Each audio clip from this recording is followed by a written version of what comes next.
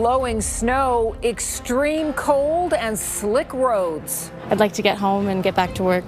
Don't forget dozens of canceled flights. Calgary is back in winter's grip. Plus, rallying to help a Calgary family after an horrendous crash. A Jeep Grand Cherokee driven by a 21-year-old plowed into the back of the Suburban. A father is killed, his daughter gravely injured while trying to change a tire.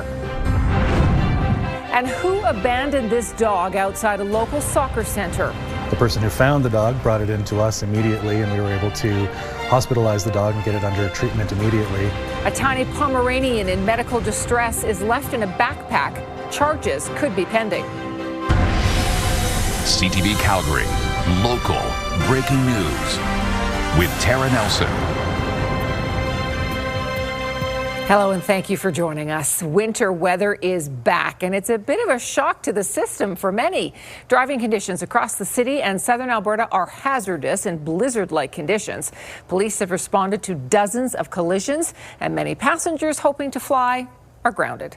Tyler Barrow reports. No time for small talk since the sidewalk needs to be cleared after a snowstorm took over the city. These kind of weather conditions, it can happen anytime. As many have been bracing for colder weather after a warm stretch. The weather's been kind of bipolar, so it was really good a couple other days. Now we're starting to see that real winter. Throughout the city, the snowstorm wreaked havoc. Police responded to 143 crashes, resulting in 18 injuries. City crews have been working to clear Priority 1 roads like Crowchild Trail, Glenmore Trail, and Memorial Drive. As soon as that snow stops, that's really where our clock starts to begin working down our priority list. In addition to plowing major routes, it will also work to clear sidewalks and pathways. It wants to remind people to slow down on the road and leave early to arrive at their destination on time. At Windsport, it's celebrating the dump of snow. Mother Nature's own snow, and then gives us the opportunity a couple of nights this week to make our own snow as well. But with the extreme cold, it can't take full advantage. The hill will be closed Wednesday, so visitors will have to wait to get some big air. Others are struggling to get off the ground. These 4 people flew into Calgary from Taiwan after stopping in Vancouver and are heading up to Yellowknife. They're going to see the aurora lights, yet the storm canceled their flight. We don't know how to get Yellowknife right now. And they're not the only ones stuck. WestJet canceled 27 outbound flights from Calgary's airport. They knew it was going to snow, so why couldn't they let us know earlier? Tyler joins us from the airport tonight. Tyler, it's not just people here struggling to get on a flight.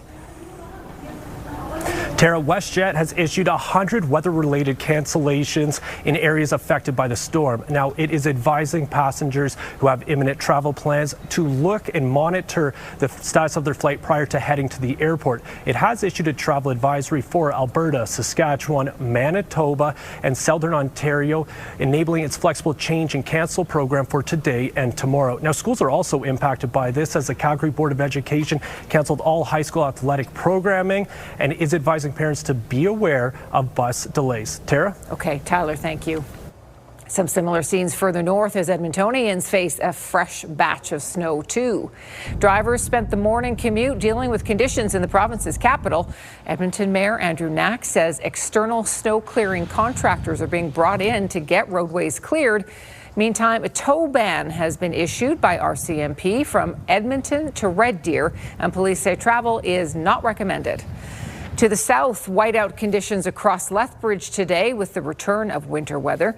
The city is under a winter storm warning with heavy snow and strong winds expected throughout the evening. It's creating treacherous conditions on roads across southern Alberta.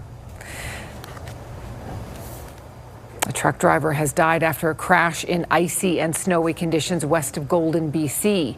RCMP say the 63-year-old driver was killed when his rig hit a concrete median and traffic light last night at the Donald Way scales. That's on the Trans-Canada Highway. Police believe the driver was going too fast for road conditions and he was not wearing a seatbelt. The dropping temperatures created challenges as firefighters battled a blaze that destroyed 2 homes in Lethbridge.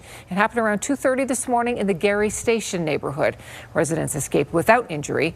The cause remains under investigation. Let's bring Danielle in now. So, is the worst over? Yes, the worst is over. And as you can see by the radar here, this system is shifting off to the east and fizzling out. We're reduced to just some isolated flurries in the city at this point, so we're not going to add any more snowfall to the pile. However, the gusts are still happening, so that drifting snow is still an issue as we head through the evening hours and probably through tomorrow as well. Minus 19 is the temperature right now. With the wind chill, it feels like minus 34, and we're holding on to this cold air right through tomorrow as well, with wind chills in the minus 30s for much of the day. There is a very small chance of an isolated flurry later in the day tomorrow, but most likely we're just looking at mainly cloudy skies. And again, cold for the rest of this week. Tara, I'll show you that longer range just ahead. Thank you. A 70-year-old man whose car collided with a school bus last week has died. It happened at McLeod Trail and 99th Avenue Southwest. Police say the car turned left into the path of the oncoming school bus, which was carrying 20 students. It smashed into a traffic signal pole, trapping the bus driver. He was taken to hospital in serious condition, but has since stabilized. Speed and impairment are not believed to be factors in the crash. The senior's death marks the 8th traffic collision fatality in Calgary so far in 2026. A Calgary family is devastated after a recent car crash near Sherwood Park. A father and daughter were changing a flat tire when another vehicle hit them. The father was killed. His daughter has catastrophic injuries. Her recovery will be slow, but the family is receiving an outpouring of support as they navigate a new normal. Tyson Fedor reports. Calgarians Paul Fortuna and his daughter Victoria had a close relationship.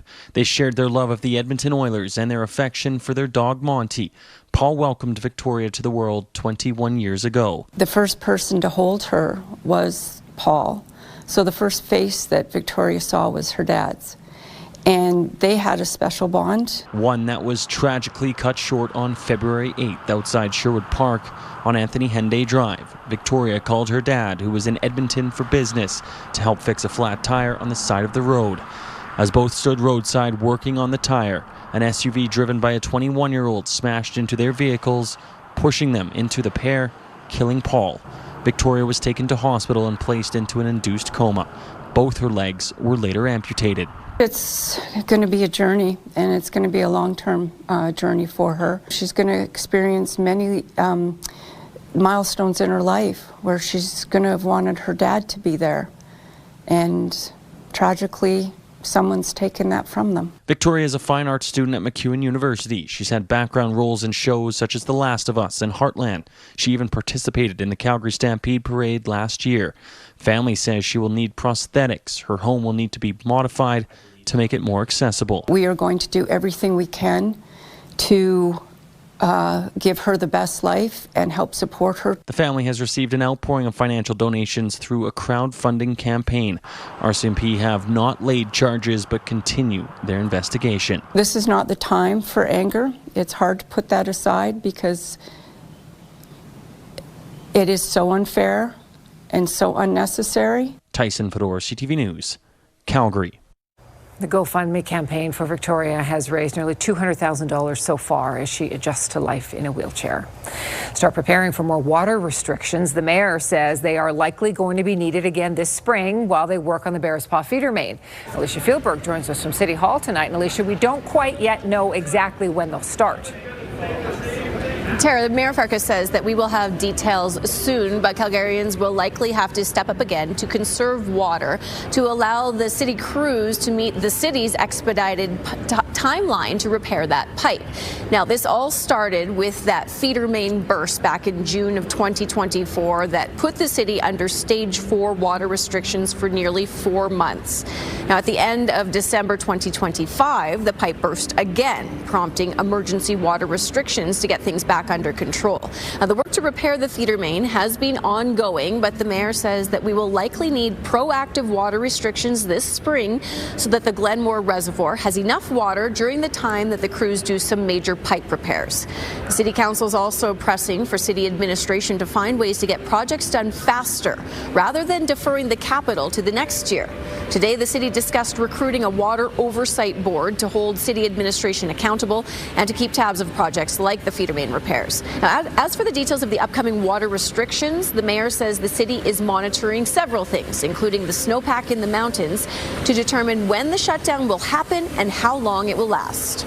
if we can pull together through the spring and the fall for these proactive shutdowns, it makes the likelihood of an emergency break much less, and it buys the needed time for the crews to be able to finish this replacement pipe faster than anything we've ever done before. Now, the mayor says that the feeder main work is on track to be complete by December 1st. So these proactive water restrictions expected in both the spring and the fall should only be this year. Tara? Okay, Alicia, thank you. The Premier is set to host a televised address on Thursday, 1 week ahead of the provincial budget. Well, Daniel Smith is warning Albertans to brace themselves. One financial expert says there is a silver lining. Jacqueline Wilson explains. There's no way around it. Economic uncertainty due to tariffs, upcoming CUSMA negotiations, and low oil prices will have a negative impact on Alberta's budget. When we came in, we had a $100 barrel of oil. So, of course, you can generate surpluses with that, especially with the level of production. Our budget needed $74 WTI to balance, and it's been below 60 for most of the last year. The latest fiscal update from the province has the 2025-26 forecast deficit at $6.4 billion. That's $1.2 billion more than the original budgeted 2025 projections. We're just wanting people to brace themselves that just like every other province and the federal government and virtually every jurisdiction around the world, there's unfortunately going to be deficits until we start seeing some oil prices turn around and getting new production online. While the Premier is preparing people for fiscal frustrations, one economist is looking on the bright side. There is a silver lining when it comes to Alberta's fiscal position, and that's that it has the strongest fiscal starting point of any province in Canada. Alberta has the lowest net debt to GDP ratio of any province in the country. It came into this with the lowest cost of servicing its debt in the country. It came into this shock with some of the smallest deficits in the country. And so Alberta is in a very strong fiscal position. Alberta might be better off than other provinces, but one political scientist thinks the Premier's address on Thursday will be about managing expectations for spending. I think it'll be a bit of an austerity budget. Again, managing expectations, promising for better things in the future, but just trying to hold the line in the shorter term. Now, whether that's going to satisfy Albertans who are struggling with affordability and with access to healthcare and concerns about education, that's the big question. Will this be the sort of thing that Albertans are willing to accept, given all the promises this government has made? The Premier's address will air on CTV at 6:45 p.m. on Thursday. The provincial budget will be tabled on February 26th. Jacqueline Wilson, CTV News, Calgary. A petition campaign by a Calgary teacher to cut government funding to private schools in Alberta has failed to collect enough signatures. Just over 124,000 people signed that petition, which did not meet the 177,000 number threshold needed in the 120-day timeline. Education Minister Dimitrios Nikolaides has said cutting private school funding would put pressure on strained public schools. The petition application argued that diverting dollars set aside for private schools would alleviate issues in the public system. Many young Alberta parents seem to be sticking to what's popular. Noah and Olivia are still tops when it comes to baby names. For the 7th year in a row, Noah is the top name for boys. 259 Noahs were born in Alberta last year. Right behind them are Theodore, Oliver, Henry, Jack, and Lucas. For the 13th year in a row, Olivia is the most popular girl's name in the province, with 173 of them taking their first breath in 2025. Just behind them are Amelia, Emma, Sophia, Charlotte, and Violet. There are also several unique names, among them 3 boys named Suede and 21 named Stetson. Still to come, charges could be pending after a small dog is found abandoned in poor health. Little Coco was left in a backpack, underfed and dehydrated. The Humane Society needs help now finding its owner. And going for gold again, Canada's women's speed skaters celebrate from the top of the podium. That is just ahead.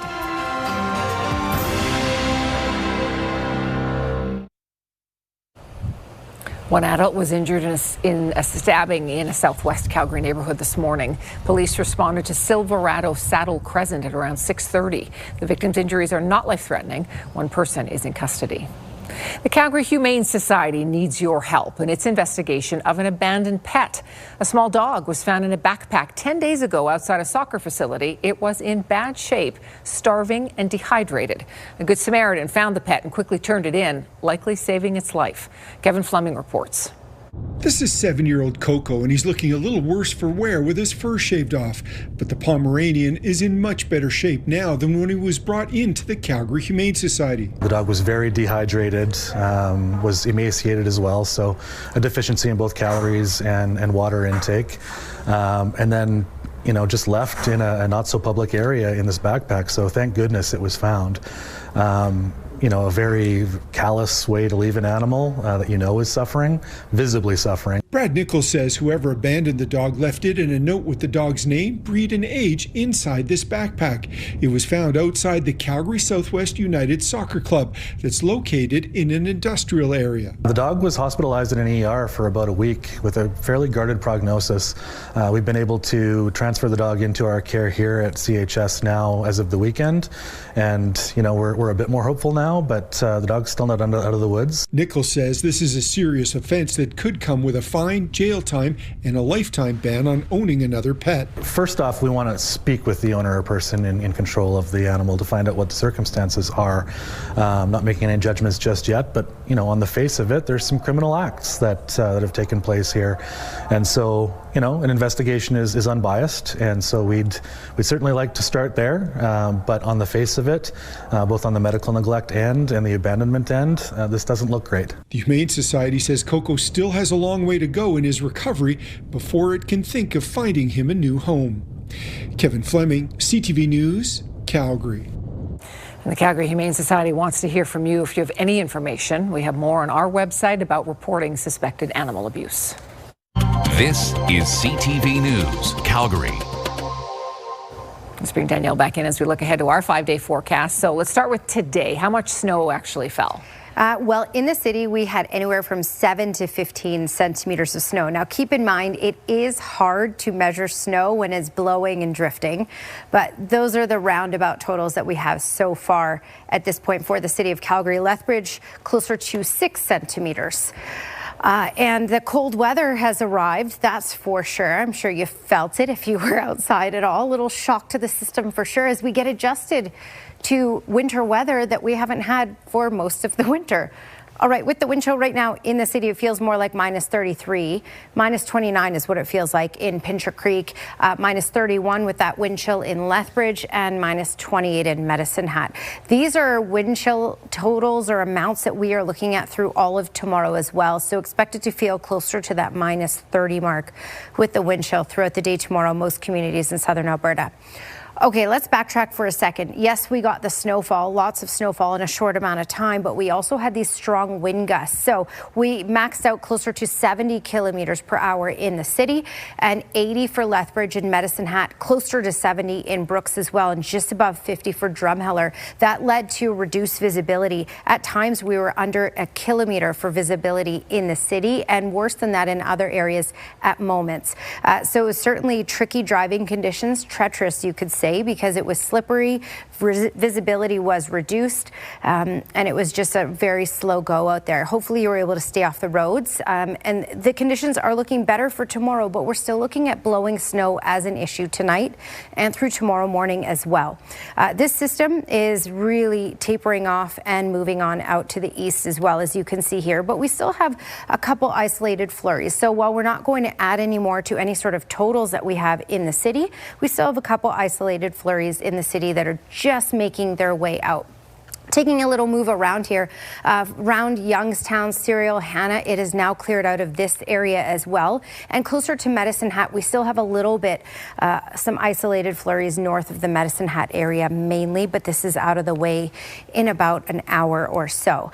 The wind gusts will continue, and because the wind gusts will continue, blowing snow will continue to be an issue for the rest of tonight. We even had the advisory still in place for areas off to the east, although this will likely be dropped along with this one in a moment's time because the system is mainly out of the way, but still not the best driving conditions. When you look at snowfall amounts, we're not looking at adding any more. We just may pick up another centimeter closer to the Medicine Hat, Tabor and Brooks area, but even that is not very likely anymore as this system is mainly out of the way. By midnight, just holding on to the cloud cover, and that cloud cover will stick around for tomorrow as well. Small chance of an isolated flurry in the far south later in the day tomorrow. All right, your Action Furnace 5-day forecast for the city, minus 20 feeling into the minus 30s tomorrow throughout the day. Mainly cloudy skies, small chance of a couple snowflakes, but no totals expected later in the day. And as you can see, it will remain cold for the rest of this week. The warmest day of the next 5 will be Friday with a high of minus 9. Tara. Thank you, Danielle. Canada is on a roll at the Milano Cortina Olympics. The team has now won 3 gold medals in 3 days. CTV's Scott Hurst has more on our latest podium performance. Golden again in the women's team pursuit. I was so pumped when we won that race. Valérie Maltais, Yvonne Blondin, and Isabelle Weideman successfully defended their Olympic title today. They won gold 4 years ago at Beijing 2022 and are on top of the podium again. We've worked so hard for this, and to be returning Olympic champions, it's just a dream come true. The trio of skaters defended their Olympic gold by outracing the Dutch team by nearly a full second. That after beating the Americans in the semi-final. There were some really competitive teams out there, and we had everybody had a shot, and we knew that to stand on top, I think we had to skate our best, and that meant focusing on ourselves. This now gives Canada 3 gold medals, all won in the last 3 days at Milano Cortina. Twice our anthem was played on the slopes, now for the first time at these Olympics at the speed skating track. A whole lot of emotion, but not emotional, just really excited and really happy and proud of us. All 3 skaters are highly decorated as a team and in their individual careers as well. Isabelle Weideman has now won 4 medals through 3 Olympic Games. Yvonne Blondin has won 2 golds and 1 silver through 4 Olympics. For Valérie Maltais, she is just one of 3 Canadian athletes competing in their 5th Olympics. That means she's been a part of every Olympic Winter Games since Vancouver 2010. She has won 4 medals overall. This now pushes our medal count to 12. 3 gold, 4 silver, and 5 bronze. Tomorrow, Canada will play Czechia in the much-anticipated men's hockey quarterfinals. Canada already beat Czechia 5-0 in their first group stage game. Scott Hurst, CTV News, Toronto. We have details about a new multi-billion-dollar defense strategy for Canada. The Prime Minister's plan to boost security and reduce dependency on the U.S. Plus, recognizing the life and legacy of civil rights activist Jesse Jackson and an impact that stretched beyond borders.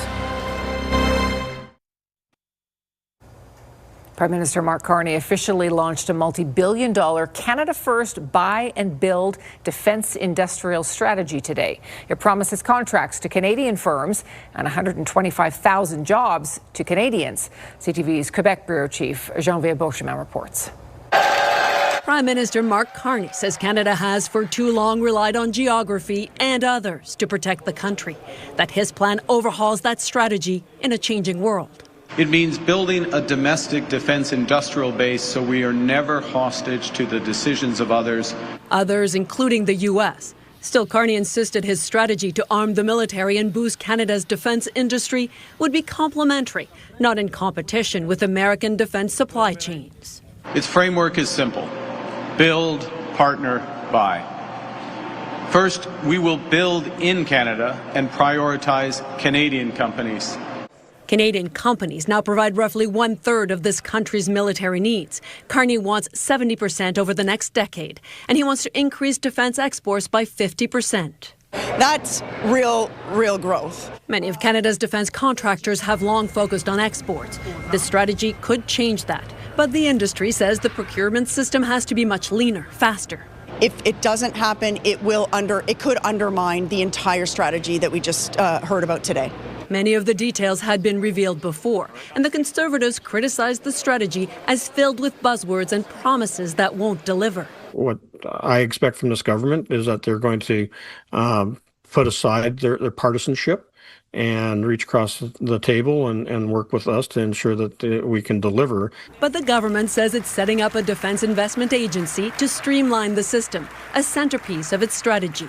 CAE is the world's largest simulator provider, Half of its business is for civil use, half for defense. Most of it, for now, exported. We're talking about a sea change in spending and focus. And so as the government works on simplifying how to work with contractors, it only accelerates us. But with this major overhaul of defense spending, many say that there's still some fine-tuning to be done to ensure that this strategy becomes reality. Geneviève Beauchemin, CTV News, Montreal.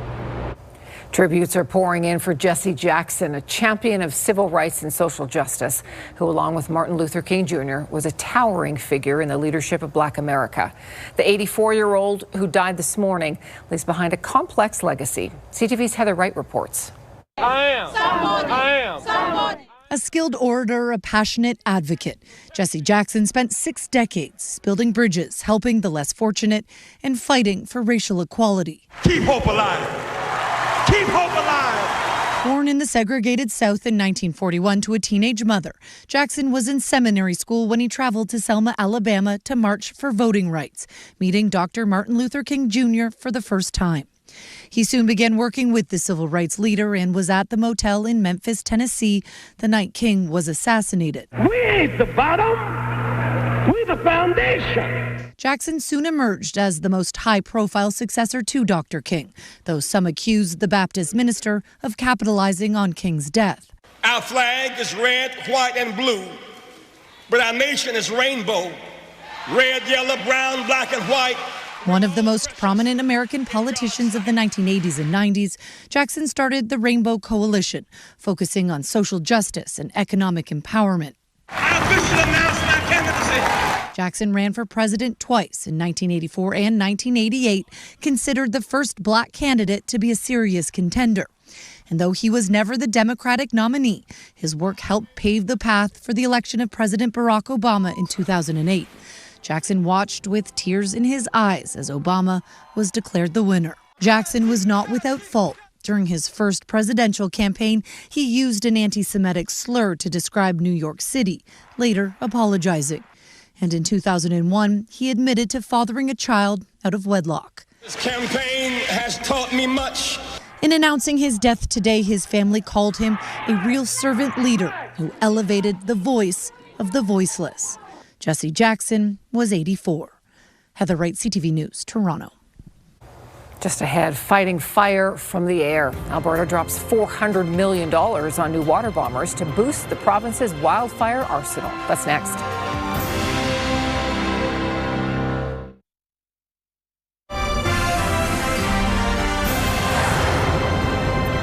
Alberta is stepping up its fight against wildfires, spending hundreds of millions of dollars for new water bombers. It's being called a long-term investment aimed at strengthening response while also creating local jobs and boosting training programs. Mark Villani has the details.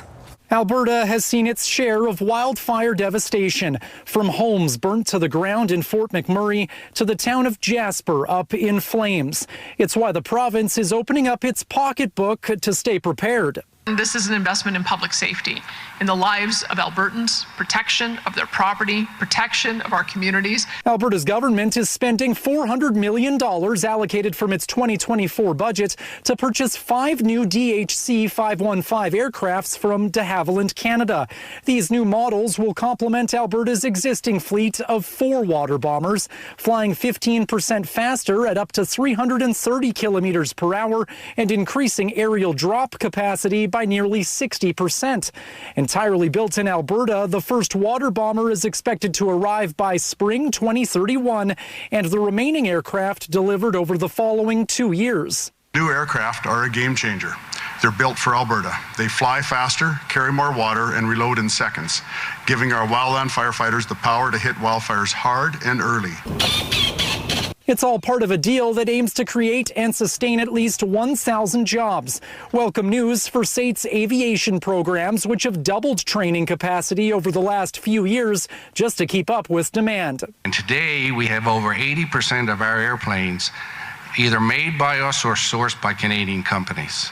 Unheard of in this kind of sector in aerospace. All the while, de Havilland soon expects to open its new field manufacturing facility by 2028, just 30 kilometers east of Calgary in Wheatland County. This was a move that shows confidence in Alberta's economy and our government's ability to keep Alberta as the best place to do business. And with a stronger workforce and faster aircraft, Alberta hopes to save more lives. It can be greatly reduced when we're capable of a stronger and more rapid response. Mark Villani, CTV News, Calgary. The province says this $400 million contract is in addition to the government's $160 million spent annually on Alberta's wildfire response. All right, well, you know, designer dogs, very popular, all the rage. Sometimes that leaves the mixed breed dogs waiting to be adopted. But sunshine, lollipops, and rainbows, everything that's wonderful is what I feel. however, the Delta Animal Shelter near Vancouver is dealing with an influx of some very unique doodles. So if you're looking for a curly-haired dog, they do have them. Who does their hair? Well, I don't know. You know, I mean, these are very unique breeds, Glenn. You don't ask too many questions. We don't know what they are exactly. They're cute, whatever they are, right? Yes, cute, whatever they are. And sweet. Plenty of people are accused of having their head in the clouds, but here's what that would actually be like.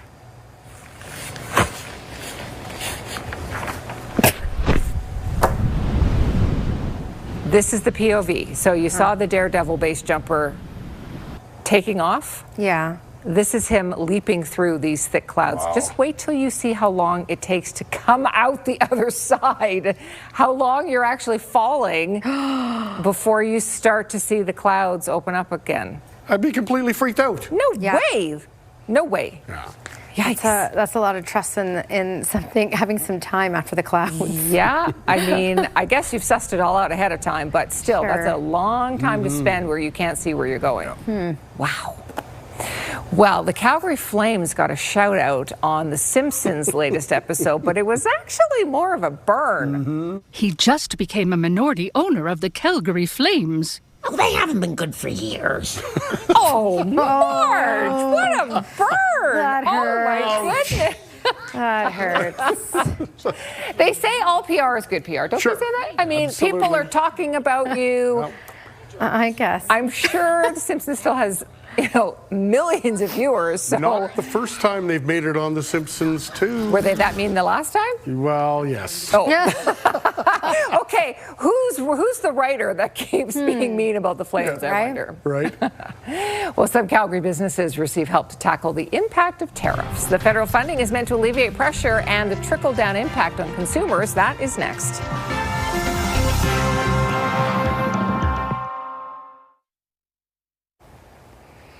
All right, you can see the live camera still bouncing around because it's still gusty out there. That's adding to the wind chill. That's also creating that drifting snow and the snow snakes on the road, making for some trickier driving conditions that you can expect even through tomorrow as well. So the morning commute tomorrow, while it will be better than today, it will still not be ideal. We're also holding on to these cold temperatures all week. Although today, tomorrow, and the next day will be the coldest of the bunch. -3 is what it feels like in the city right now, and then those -20s for Pincher Creek, Claresholm, Medicine Hat. Drumheller feels more like -30 at this moment. All right, this system is mainly out of the way for southern Alberta, as we talked about. So this was a 24-hour system. It's still hovering around that Medicine Hat area, so we could pick up some trace amounts here before it's fully said and done, just to the north of Medicine Hat. But for us in Calgary, we're done with the snowfall. We are just looking at the cloud cover sticking around and, of course, the cold. So wind chills closer to that -30 mark, really for the next 24 hours. This is your 24-hour forecast brought to you by Action Furnace. Fixed right or it's free.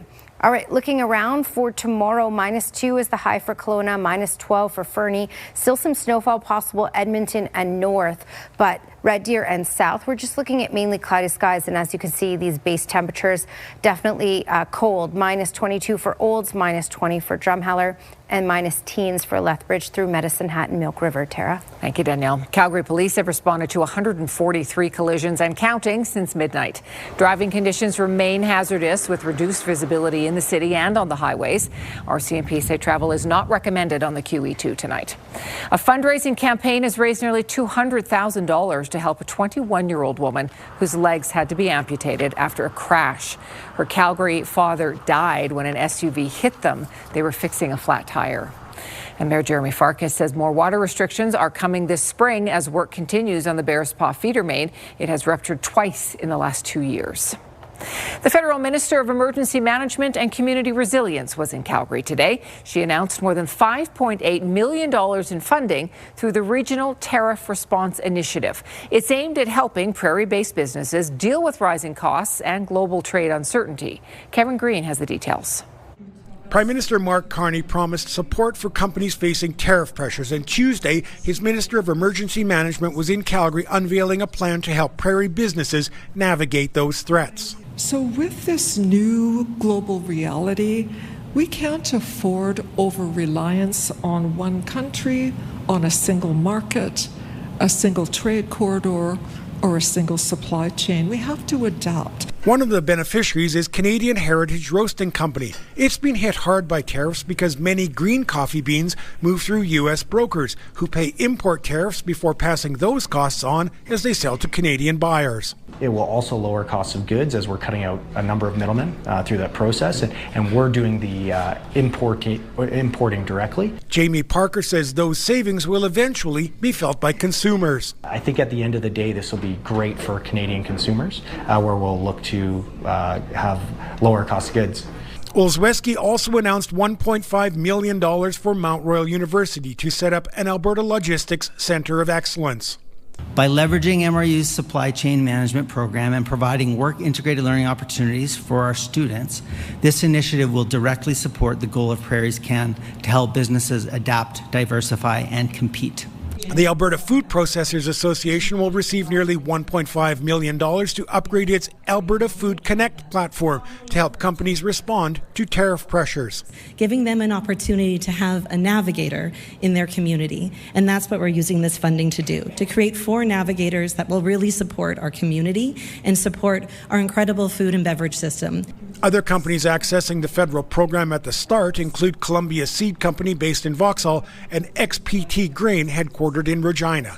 Kevin Green, CTV News, Calgary.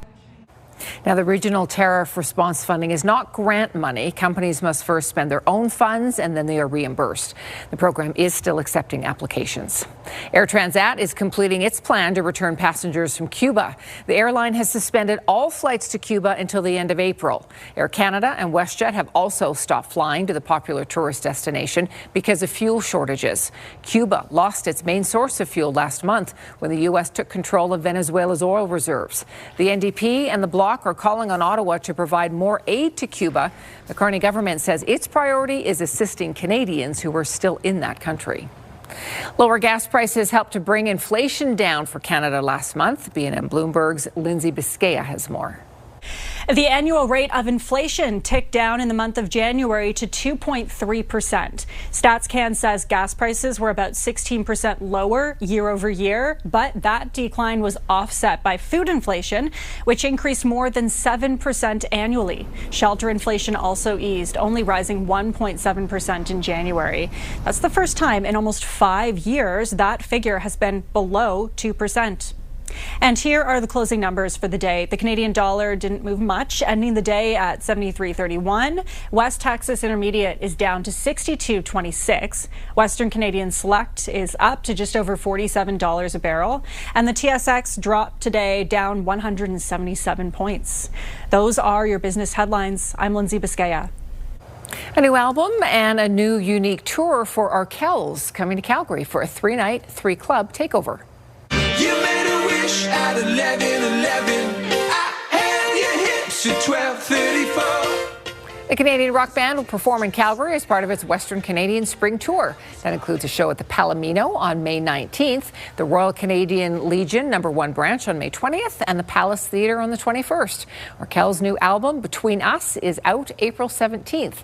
Tickets for the Calgary performances go on sale Friday. The band will also play 3 nights in Edmonton and Vancouver in May. Adversity can bring a team closer. That's what the UFC Dinos men's hockey team is hoping will happen as they enter the playoffs. Glenn has that story for us coming up.